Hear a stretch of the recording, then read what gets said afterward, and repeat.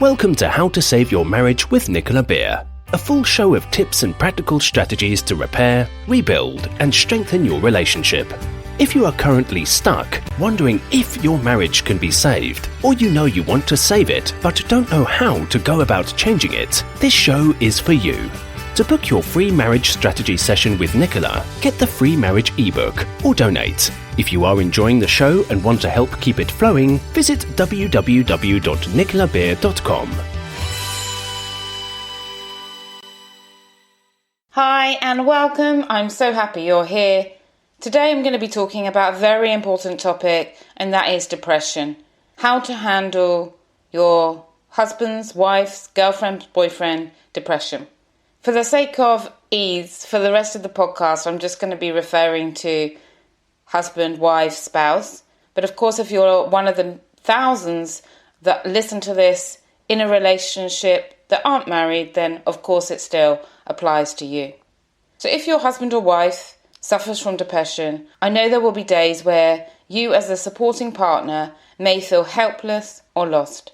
I also know how quickly feeling helpless can turn into feeling like a failure if your husband or wife lashes out at you or blames you for everything.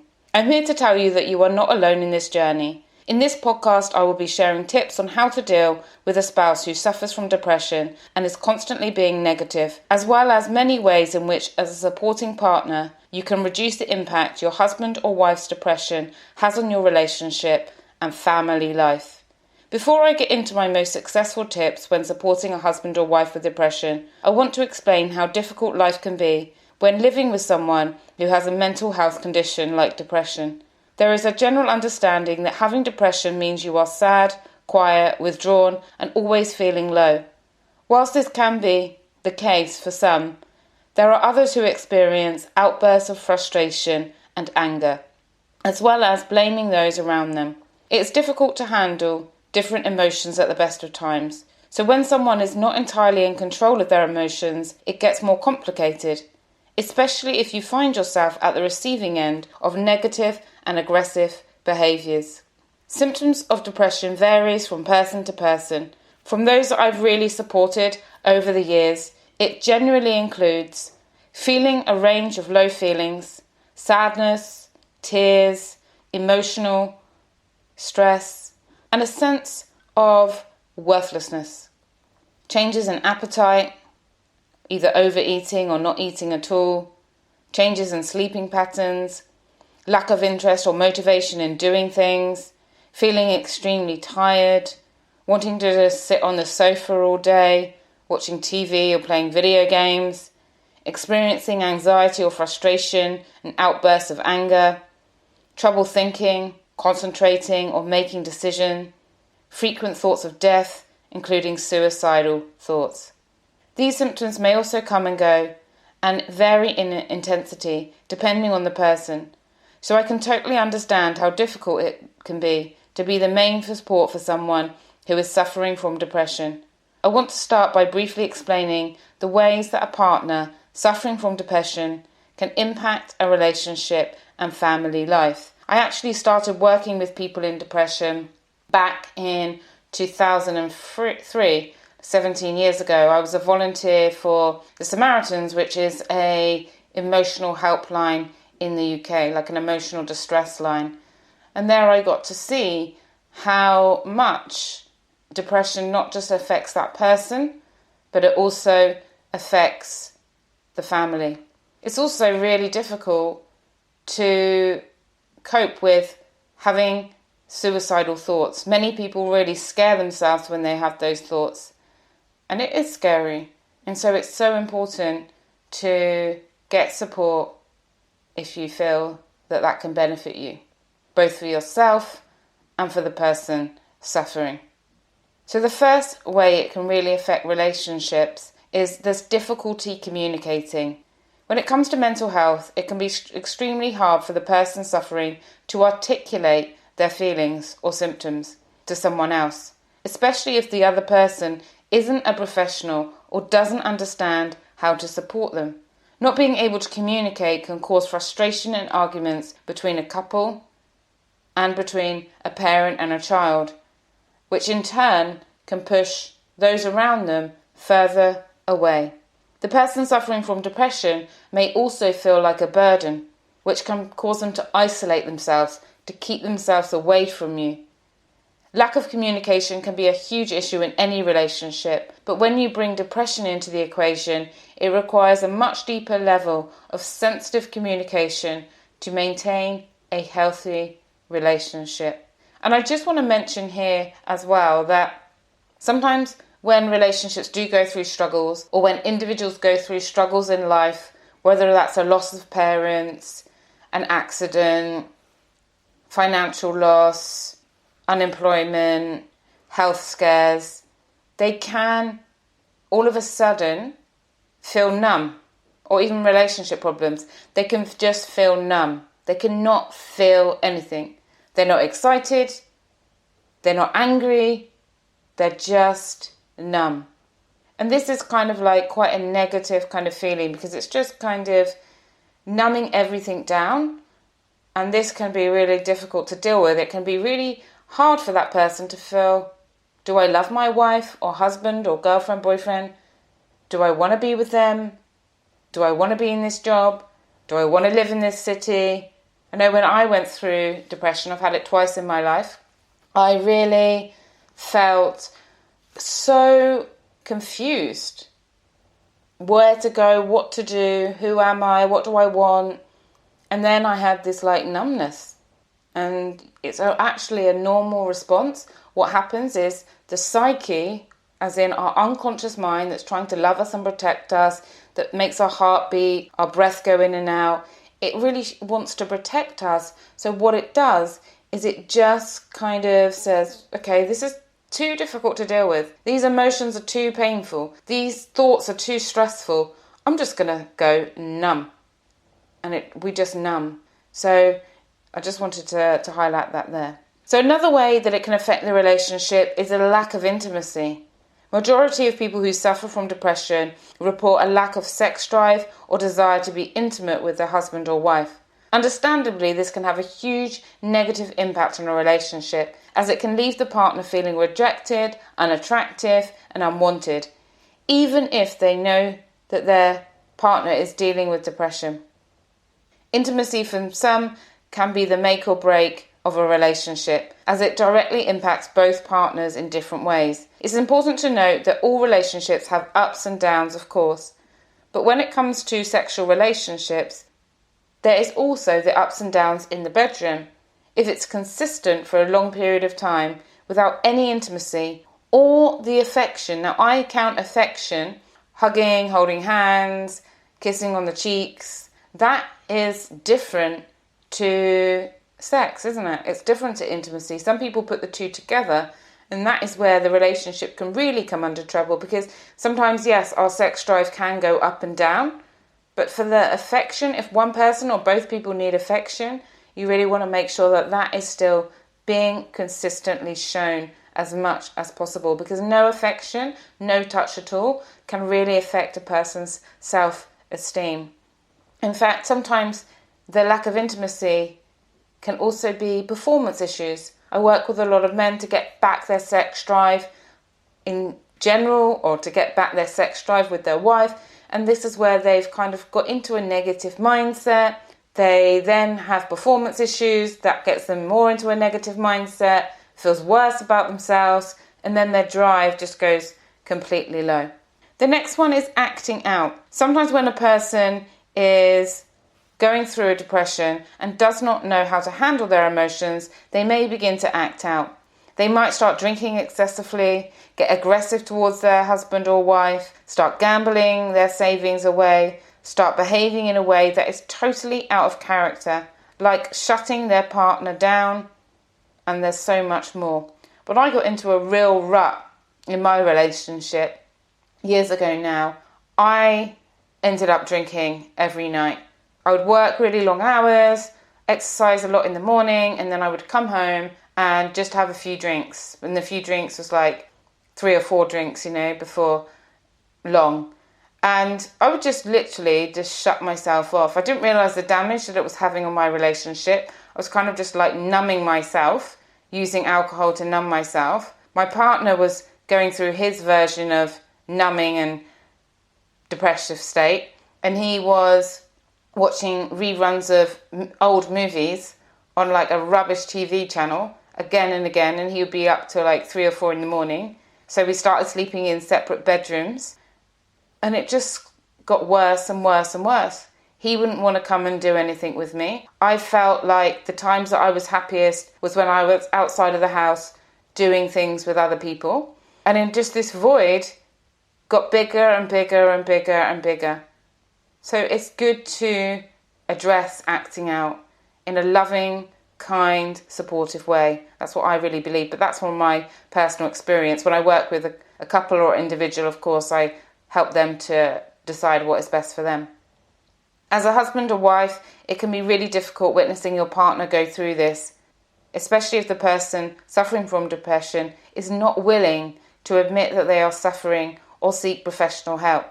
This can make the husband or wife feel totally helpless, as it can make it harder to stay in the relationship because you can't see how to change it. You can't see that way out of it. And sometimes people can go for therapy and the therapist not be very much help. They may be asking them to repeat everything they're unhappy about. They may be telling them, here, have some medication, have some sleeping tablets, have some anxiety pills, and they may not be listening to them. Or they may prescribe medication which is making the symptoms worse. So sometimes even that can make that worse. The next way that it can really affect relationships is feeling unmotivated to do anything. One major aspect of depression is that a person may feel like just staying in bed, like just sitting on the sofa all day, like not seeing anyone or speaking to anyone. They can also suffer with low energy, no enthusiasm for life. On the weekends, they may not want to do anything.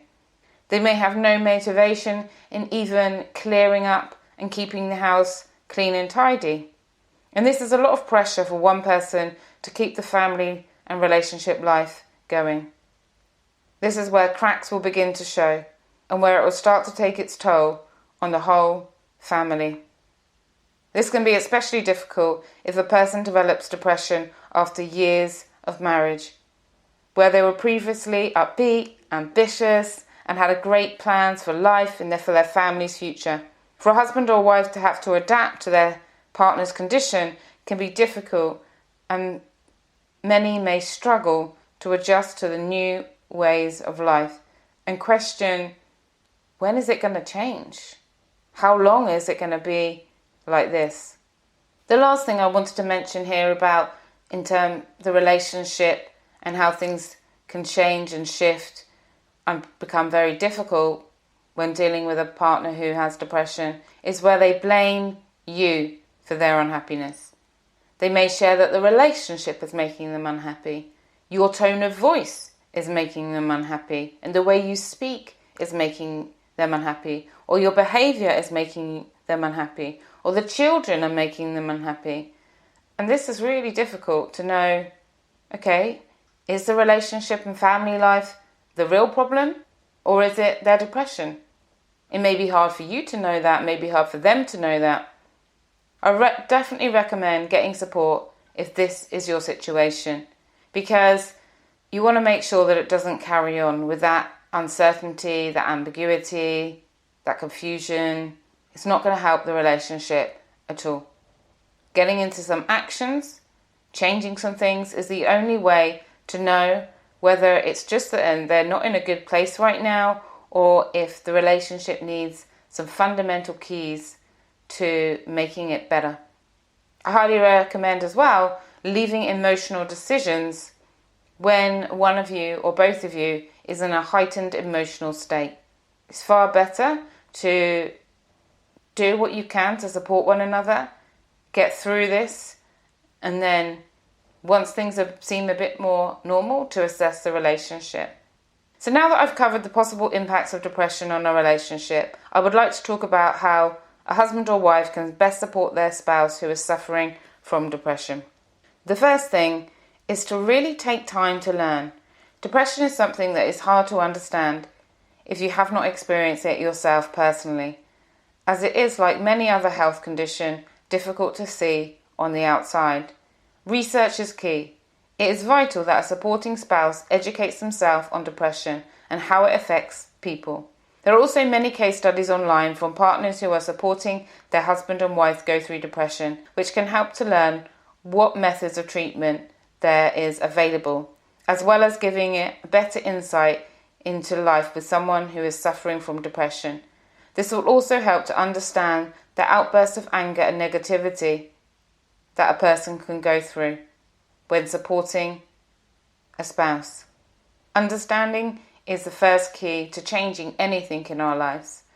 So this is a great place to start. The next is keeping your children informed if they need to be informed, if you feel that it's showing on the outside. Family life can be heavily affected by a parent suffering from depression, especially if they are witnessing outbursts or arguments or on the receiving end of negative comments or behaviours. It's also important to keep your children informed about depression as best you can. As a parent, you will know how much information your children are able to process, and it's so much better for you to be the person to explain the situation to them rather than leaving them to try and make their own sense of what is happening. They may take, for example, the mum or the dad not wanting to play with them, not wanting to take them out, not wanting to smile. They may take that as a sign that they're wrong, that they're the problem. Children often think everything is about them, and sometimes they may feel that they are causing it. So you really want to make sure that you reassure them that it's an adult thing and that you're doing the best you can and it's nothing to do with them, and your love for them will never change. Hold them, hug them, and keep things fun and interesting for your children. You may also have to spend extra time with the children, making perhaps cards for them to cheer their mum or dad up, cook favourite meals together, whatever activities you can do to boost their self-esteem, make them feel part of the family and loved. Also remember to bring in reinforcements when needed. If you have family or good friends around you who can take the kids out for a few hours to give you and your partner a break, then take them up on it. Or arrange play dates where your children have other positive energy into their life. The next thing I want to share is that you don't need to have all the answers. Sometimes all you need to do is to let your husband or wife know that you are there for them. No one expects you to be perfect and to know exactly the right thing to do, the right thing to say. It can just be sitting and listening to them talk through their feelings, holding them, hugging them while they are feeling low, smiling at them, doing things to make them laugh. Ask them really what support looks like for them. What do they need? Maybe they have a preference of what you should do. Maybe they do want to be left alone. Maybe they don't want to be left alone. And this, of course, you would need to find out through talking to them, because everyone's experience of depression is unique. It's also really important to keep the communication going. If you are unsure of something, choose an appropriate time to discuss with your husband or wife so that you feel better equipped to support them. Find a time, ideally every single day, where you can talk, whether it's 15 minutes or an hour. Having time to connect is going to support you to share and move on from this experience as a team. Be supportive, but not the only form of support. Often when it is a loved one that is going through a difficult time or suffering from a mental health condition, we immediately take it upon ourselves to try and support them as their partner. We also don't want to seem weak by asking others for help, but it is so important for you to remember that mental health affects everyone, not just the person who is suffering. So whilst you are wanting to be supportive, you should encourage your husband or wife to seek professional support too, from online counselling to support groups with others who suffer from depression. Also, there are so many options out there to support you and your family that can ease the pressure that is placed on you. Additionally, when it comes to mental health, we have to remember that a person is trained and experienced in dealing with and identifying different treatment options, and that you or your spouse may not even be aware of or could potentially ease some of the symptoms that they are experiencing. I highly recommend doing your research and finding someone who offers good support. If budget is a constraint, then joining one of the support groups. It doesn't even have to be a support group on depression. It can be something that makes them smile, something where they be part of a community and their spirits and moods is uplifted. Something where they don't feel all alone. If you are going to do therapy, then finding someone that you click with, that you feel, yeah, this person is a positive energy.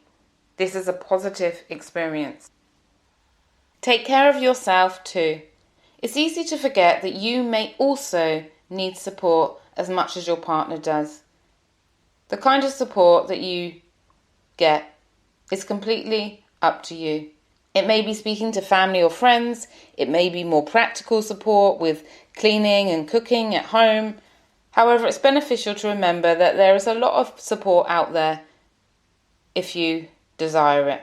Support can include also online counselling, support forums where other partners can discuss and share how they have helped their loved one through depression. Remember, seeking to support doesn't mean that you are weak or unable to support your husband or wife through this difficult time.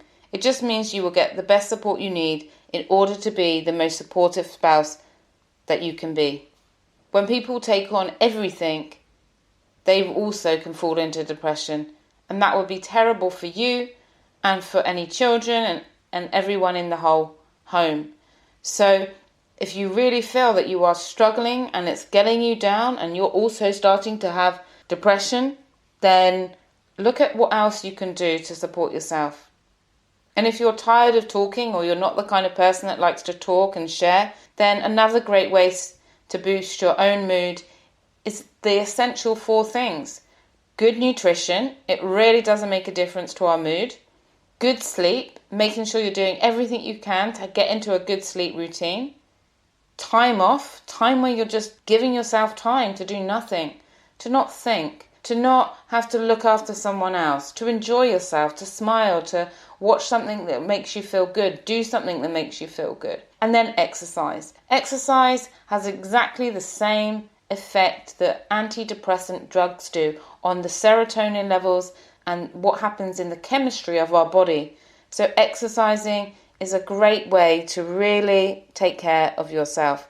I have to exercise every morning. If I don't exercise every morning, I am not the best version of myself. I feel off. Sometimes I feel down, even though I don't even have anything to feel down about. So now I have to do exercise every day. And I'm so grateful that I'm now into a really good routine to do it. I don't push myself every day. Some days it will just be a walk. Some days it will be a swim. Some days it will be a bit of weights. I always have to do something. There are so many challenges that a couple can face when one of the partners is suffering from depression. However, you can begin to work through these obstacles once you are both aware that there are things you can do to help yourselves. It's especially important to discuss anything you're missing in the relationship, to identify all the times and things that can help you feel good and get on better. Sometimes when I've worked with couples, we have to rearrange their routines. We reorganize the tasks and duties in the house. We create something to look forward to every single day and every single week, and bigger things every quarter. Having something to look forward to is a really important step, I think, for a happy life. Always having something to enjoy. I regularly help individuals and couples when one person is suffering from some form of depression. Sometimes someone will not even admit that it's depression, and that's okay too. Depression can be numbness, sadness, loneliness, frustration, just that whole sense of being fed up. The solutions I create with people, supporting them, is actions to build a way out. When I had depression back in my 20s, I learnt one valuable lesson, which I'm so grateful for. That the difference between a person with problems and a person with depression is that the person with depression can often not see a way out. So they're depressed because they have all these problems and there's no way out.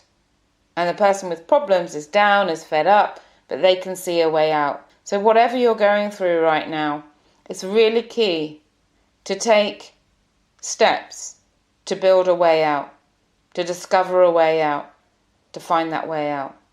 So thank you so much for listening today. I just have 2 things I just wanted to share with you. One is I have my 2 Facebook groups which offer free support. It's a community of people looking to better their lives and stay positive. I have one for relationships, which we talk about affair recovery, blended families, communication tips, how to move on, and various other questions. So you can join that for free. It's a Facebook group. Just type into Facebook Nicola Beer Relationship Advice and it will come up. And I do a live Q&A there every single week where I answer questions from the group. And then I have my Vinana group, which is Vinana. This is a dance group. I created my own kind of dance release of stress, and it's a really great party where I put a video up every single week of dancing, and it's to 80s music or 90s music or house music or trance music or more lyrical spiritual music, and it's just a great hour dance class. And at the end I invite you to choose one of my 23 meditations to just listen and zone out, bliss out. So that's again available for you. And I also post videos and positive affirmations and things like that to help people with anxiety, with stress, with depression, or anyone that just loves to dance, loves meditations, and just wants to enhance their life. So both are for free. So it's Relationship Advice with Nicola Beer for the relationship one, and Vinana Dance Party for the other one. Thanks for listening. Wishing you a wonderful day ahead. Take care. Thank you for listening to How to Save Your Marriage with Nicola Beer. To book your free marriage strategy session today, you can visit www.nicolabeer.com, where you can also get the free marriage fixing ebook, request a topic for the show, and make a donation if the show has been of benefit to you and you want to help keep it going. We wish you an amazing love-filled day ahead.